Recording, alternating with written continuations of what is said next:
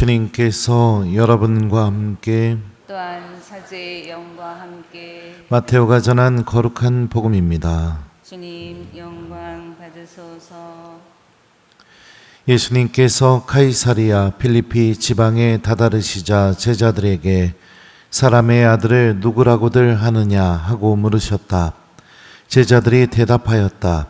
세례자 요한이라고 합니다. 그러나 어떤 이들은 엘리야라 하고 또 어떤 이들은 예레미야나 예언자 가운데 한 분이라고 합니다. 예수님께서 그러면 너희는 나를 누구라고 하느냐 하고 물으시자 시몬 베드로가 스승님은 살아계신 하느님의 아드님 그리스도이십니다 하고 대답하였다. 그러자 예수님께서 그에게 이르셨다. 시몬 바로요나야, 너는 행복하다. 살과 피가 아니라 하늘에 계신 내 아버지께서 그것을 너에게 알려주셨기 때문이다. 나 또한 너에게 말한다. 너는 베드로이다. 내가 이 반석 위에 내 교회를 세울 터인즉 저승의 세력도 그것을 이기지 못할 것이다. 또 나는 너에게 하늘나라의 열쇠를 주겠다. 그러니 내가 무엇이든지 땅에서 매면 하늘에서도 매일 것이고 내가 무엇이든지 땅에서 풀면 하늘에서도 풀릴 것이다. 그런 다음 제자들에게 당신이 그리스도라는 것을 아무에게도 말하지 말라고 분부하셨다. 주님의 말씀입니다. 그리스도님 찬미합니다. 오소서 성령님, 나는 너에게 하늘나라의 열쇠를 주겠다. 안녕하세요. 베드로는 어떤 사람이었는지 여러분들도 잘 아실 겁니다. 그는 어부 출신이었고 루카복음을 보게 되면 예수님을 처음 만났을 때 예수님의 그 기적 앞에서 베드로는 이렇게 말합니다. 주님, 저에게서 떠나가 주십시오. 저는 죄가 많은 사람입니다. 그런데 예수님은 그런 베드로를 선택하셨고 당신 뒤를 따라오는 제자가 되기를 바라셨고 또 그를 초대하셨습니다. 그리고 베드로는 모든 것을 맡기고 예수님을 따라갑니다. 복음을 읽다 보면 복음서 중간에 이런 장면도 나옵니다. 주님께서 무리를 걸어서 제자들에게, 풍랑 속에 시달리는 제자들에게 다가오자 베드로는 이렇게 말하죠. 주님, 주님이시거든 저더러 무리를 걸어오라고 하십시오. 예수님께서 오너라 하시자 베드로는 무리에 뛰어들어서 예수님처럼 무리를 걸어서 예수님께로 갑니다. 그러면서 동시에 파도를 바라보고 물에 빠져들게 되죠. 주님의 말씀에 신뢰하는 아주 단순한 믿음도 갖고 있었지만 그 믿음이 언제든지 넘어지고 부서지고 물에 빠질 수 있는 약함도 갖고 있는 그런 믿음이었습니다. 예수님의 배반 장면을 보게 되면 모든 제자들은 예수님께서 잡혀가시는 순간 예수님을 버리고 떠납니다. 근데 베드로는 끝까지 주님께서 신문 받으시는 그 장소까지 따라가요.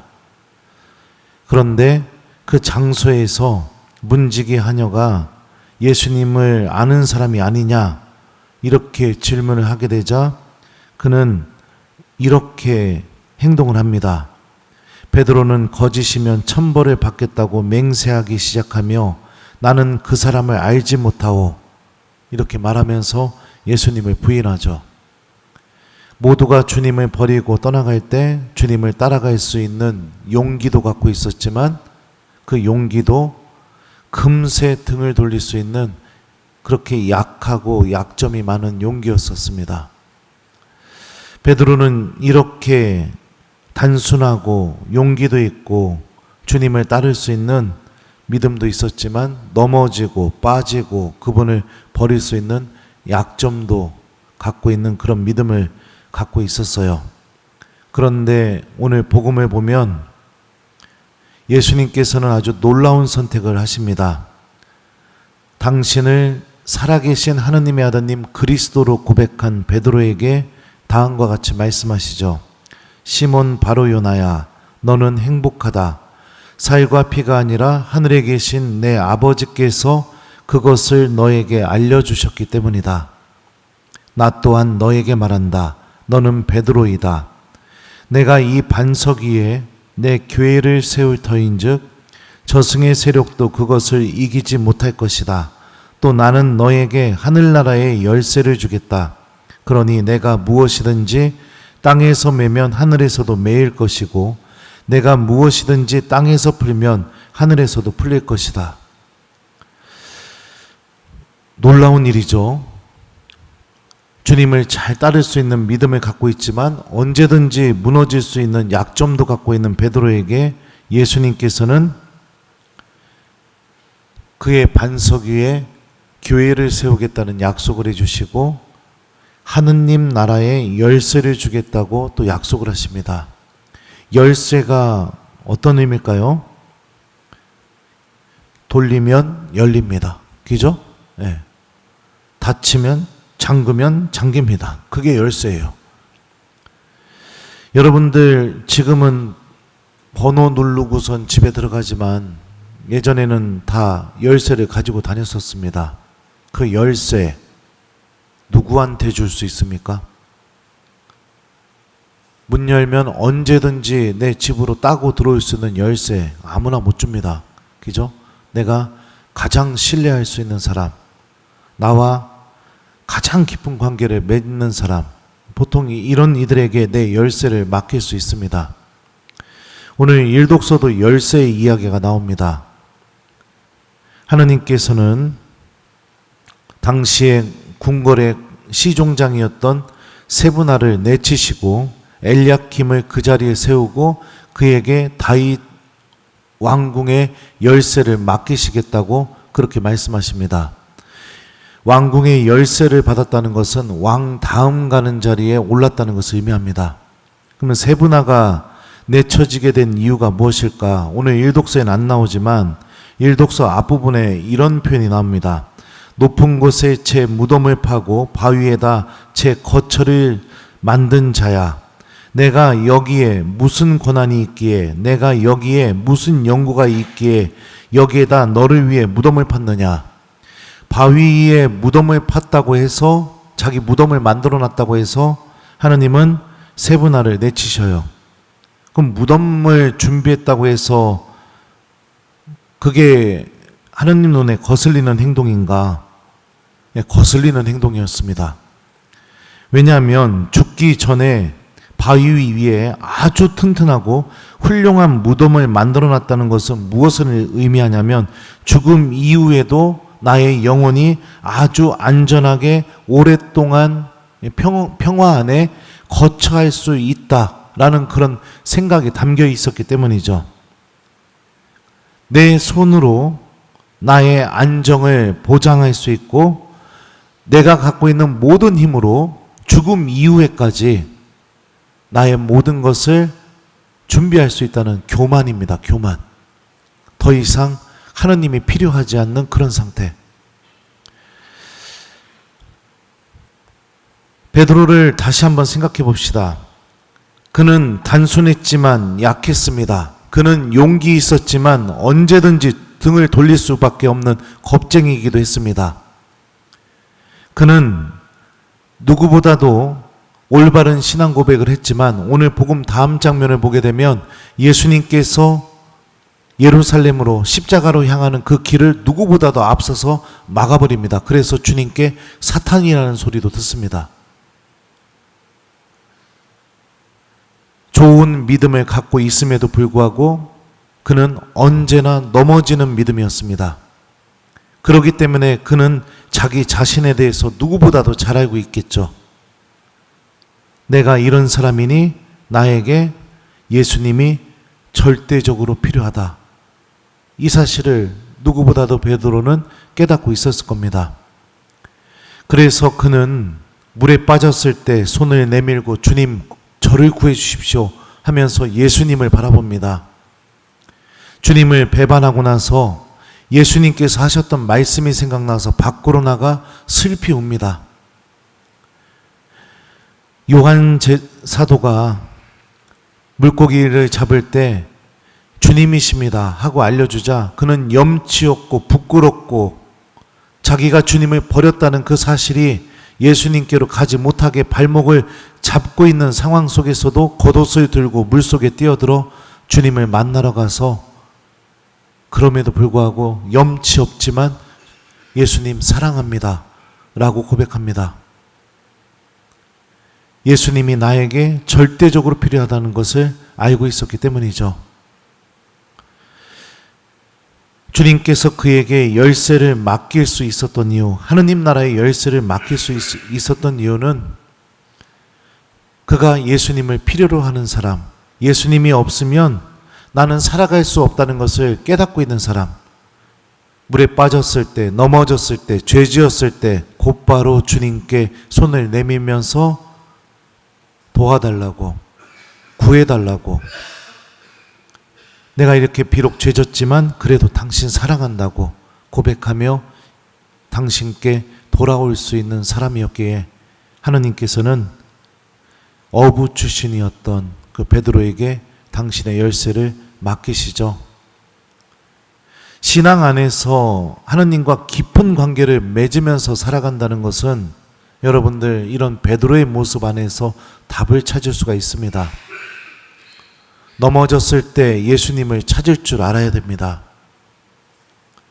죄졌을 때 슬피 울면서 다시 주님께 나올 줄 알아야 됩니다. 모든 사람들이 너 같은 사람은 하느님께 갈 수 없어 라고 이야기하는 순간이 찾아온다 하더라도 염치 없고 부끄럽고 내 체면이 말이 아니지만 하느님 앞에서 그래도 주님을 사랑하고 있는 그 마음의 불씨를 꺼버리지 않고 용기 있게 주님께 가서 예수님 사랑합니다 라고 고백할 줄 알아야죠. 그런 모습들이 있게 될 때 우리들도 그분을 살아계신 하느님의 아드님 그리스도로 고백할 수가 있게 됩니다. 그리스도로 고백했다는 것은 무슨 의미일까요?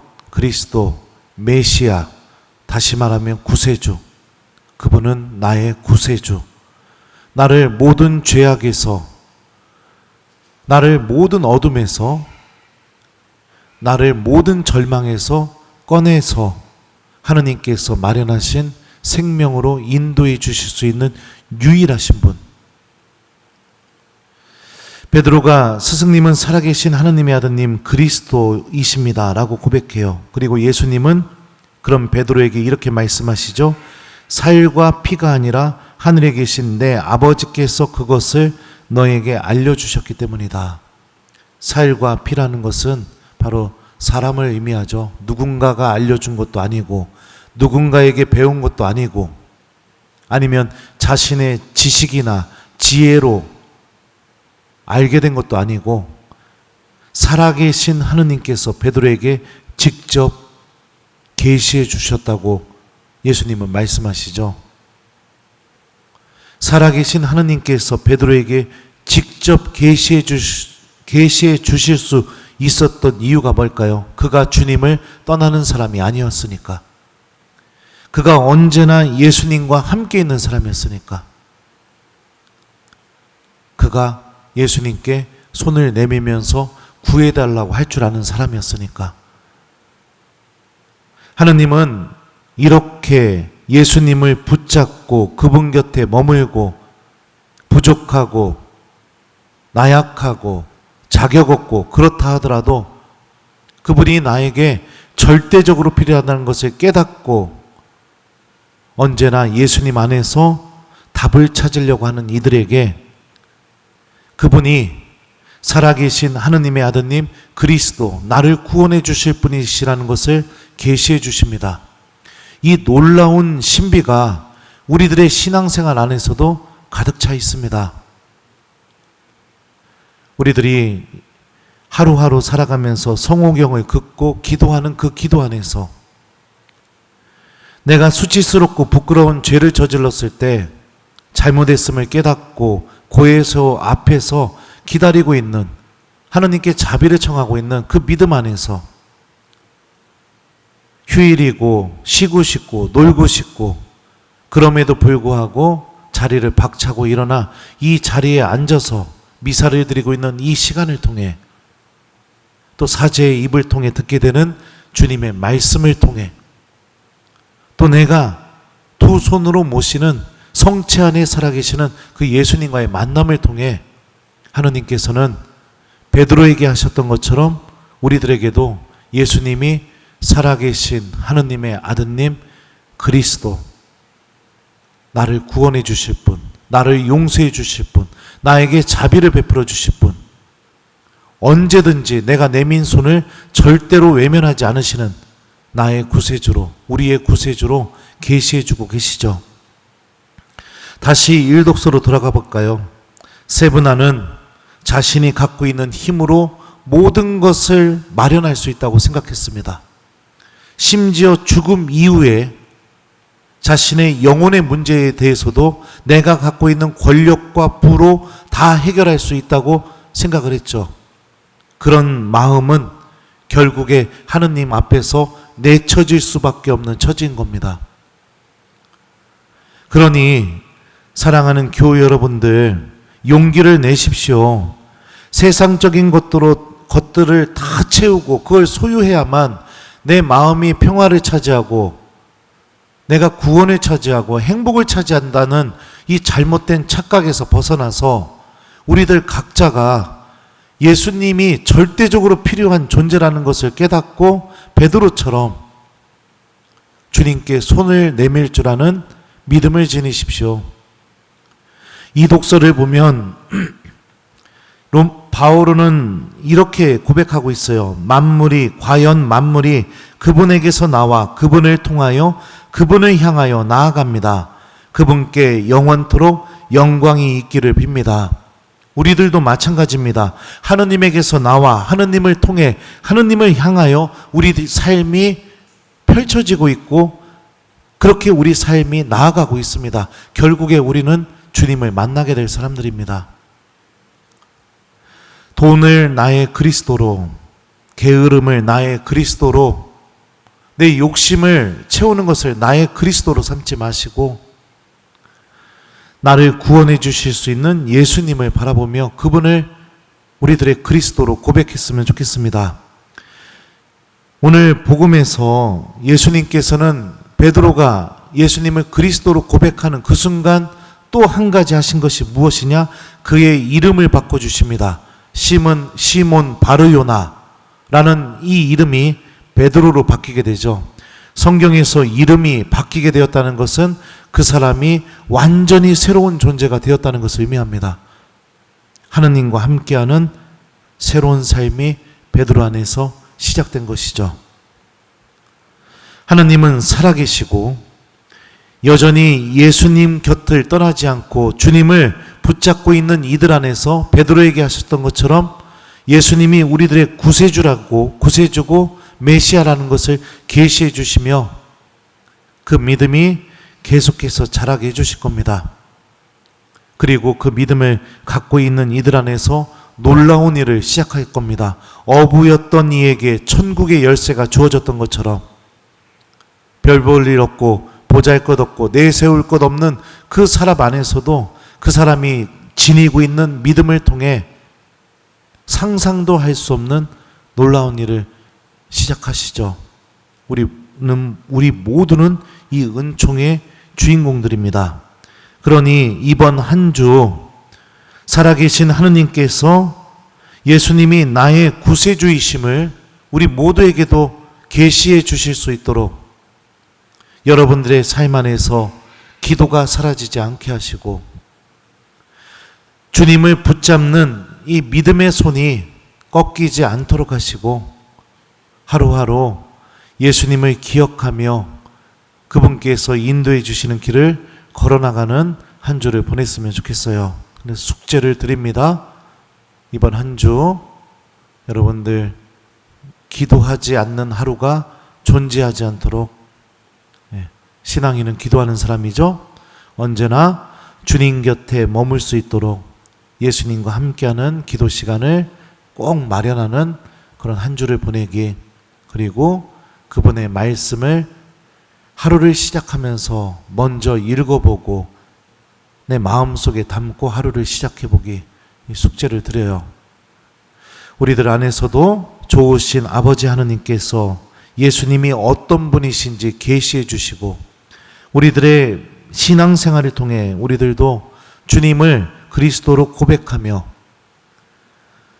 예수님께서 우리들 안에서 놀라운 일을 시작하시는 그 은총이 우리 각자에게 또 우리 모두에게 주어지는 이번 한 주가 되었으면 좋겠습니다.